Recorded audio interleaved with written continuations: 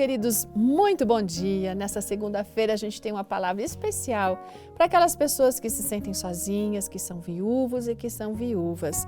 A nossa meditação foi escrita pela Cristiane Boateng e ela tem um carinho especial e muito bom. Eu não contei nenhuma vez nenhuma história que tratasse desse tema com tanto delicadeza quanto esta história.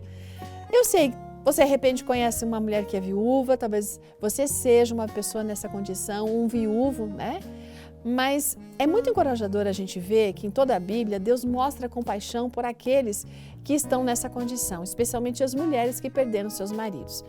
Por que para as mulheres que perderam seus maridos? Porque no contexto bíblico, as mulheres que perdiam seus maridos ficavam numa situação muito crítica, né?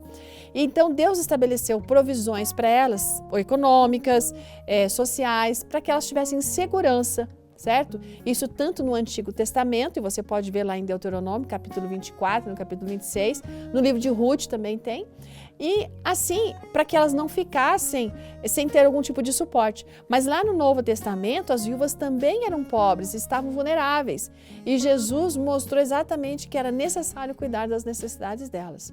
Tiago, ali na Bíblia, também tem uma orientação muito específica, porque ele fala assim que a gente tem que visitar os órfãos e as viúvas. E quando a gente faz isso, a gente está demonstrando que é a religião pura, né?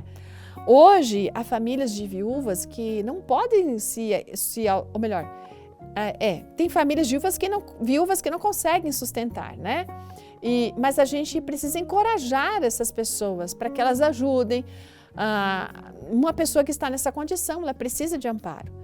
Jovens que se tornam viúvas, elas devem ser incentivadas a correr atrás de uma nova carreira, de aprimorar seus estudos, para tentar melhorar assim a sua condição de vida e ter uma provisão melhor para o futuro.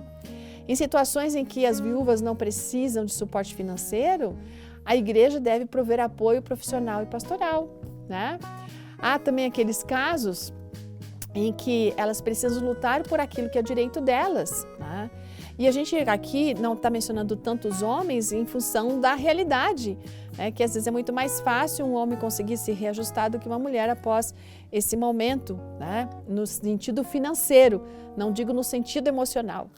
Os homens têm mais necessidades de serem apoiados, quem sabe, emocionalmente, por isso que a gente vê poucos viúvos de verdade, eles casam rapidamente. Se a viúva tiver filhos, tanto homens quanto mulheres podem levar um cuidado paterno ou materno para aquelas crianças que ficaram sem o pai. Do mesmo modo, levar um cuidado paterno e materno para aquelas crianças que ficaram sem a mãe, né? Para que a gente possa ajudá-las no seu desenvolvimento em todos os sentidos, inclusive no espiritual. Mulheres e homens de Deus precisam garantir aos filhos das viúvas que eles tenham uma família na igreja. Então esse apoio é essencial para que possa ser aliviado o fardo deles nesse momento. É um fardo que existe de saudade e de necessidades também. Às vezes, há pessoas solteiras na igreja, essas pessoas podem estar dando um suporte muito especial para aqueles que se encontram nessa situação. Sabe, quando a gente faz isso, a gente está fortalecendo a fé deles, está fortalecendo os laços cristãos e Jesus está aí nos abençoando para que a gente possa abençoar essas pessoas. Aliás, ele tem severas recomendações para aqueles que tiram vantagens das viúvas e também dos viúvos. Sejamos amorosos, sejamos os braços, os olhos, o carinho de Deus para estas pessoas. Um ótimo dia, até amanhã.